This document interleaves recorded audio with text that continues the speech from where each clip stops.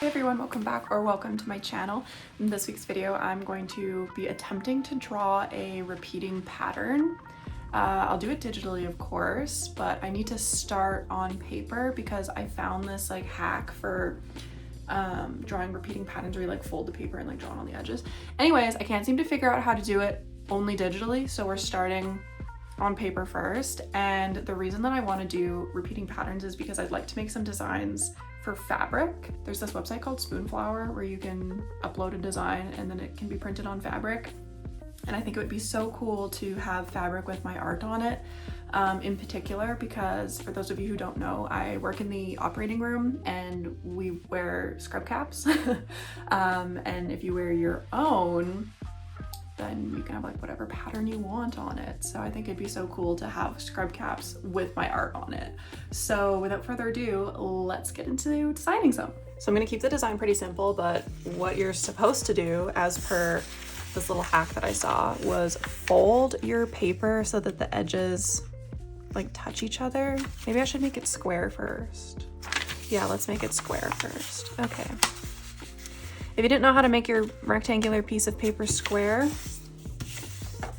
you just fold over the one edge and then cut along here. Do I have scissors?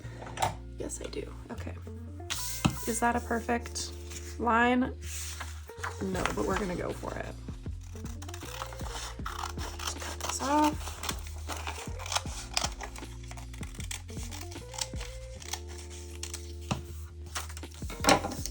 Okay, now that we've made a relatively square piece of paper, I'm gonna fold the edges together. And then the point is that the edges that you're folding together are where the pattern's gonna overlap when you tile it. So let's just use a pencil and I'm just gonna go ahead and just draw it out. So I started drawing on this big piece of paper the design that I wanted to go with, and then quickly realized that this was like a huge undertaking for a piece of paper this size. So after I got most of the way through the one side, I decided to stop here. Okay, I lied. I'm actually gonna go ahead with this smaller piece of square that I made. Anyways, from like the offcut of the big one, because I started drawing a pattern on this piece of paper and it's like a lot. So anyways, I'm gonna do the exact same thing. We fold the edges in one direction, draw along the seam, and then we fold the edges into the center in the other direction and draw along the seam and then just like fill in the blanks. So now let's draw a pattern on this teeny tiny little piece of paper. Doing the exact same thing I was doing on the larger piece of paper, but on this teeny tiny one was a way better idea. I like the way that the pattern looks so much better. The shapes are closer together, so there's less like lines in between, and then filling in the blank space didn't take nearly as much work. So I first started by drawing out the shapes on all of the edges first, and then filling in the ones in the center. And then I went and connected them all with the lines instead of trying to do both at the same time. I think it just worked better for this pattern. I probably should have used pen though, because the pencil did start smudging after like my hand rubbing and fingers rubbing on it the whole time because I had to keep switching the paper around. This is the first pattern.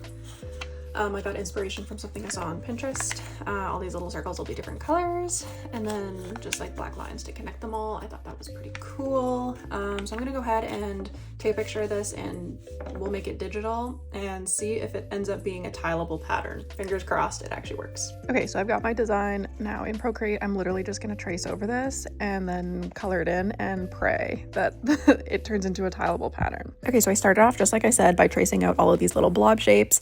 I did not use that perfect circle tool except for like one or two times for the itty bitty little circles because I didn't want them to be perfect. I wanted them to be oblong and oval and whatever. And then I went ahead and drew in all of these little lines.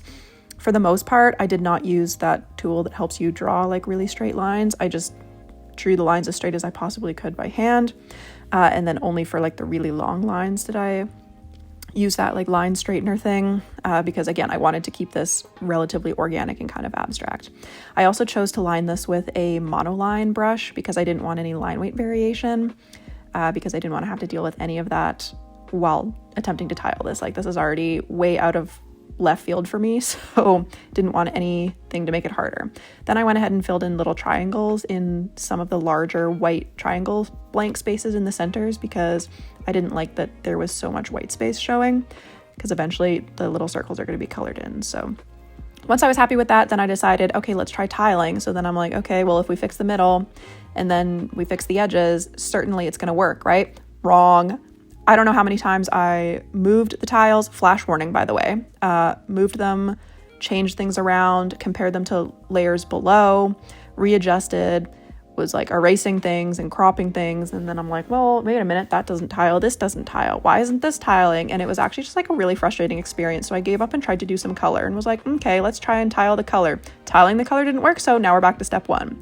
And then I gave up and I put it in the center because I was like, oh, well, maybe this is going to help. And it did for a while. You'll see that I struggled with this too and changed the colors around. But finally, I finally got it to work. And then once I was happy with the design, I exported it and I uploaded it to my little Spoonflower account. Worked on this so long, it's actually like dark outside now. But this is the Spoonflower website. I've uploaded my design. This is just my temporary name that I've called it, Rainbow Abstract. And then it gives you, oh goodness, a different like little thumbnails of all the different kinds of things that they can turn your pattern into.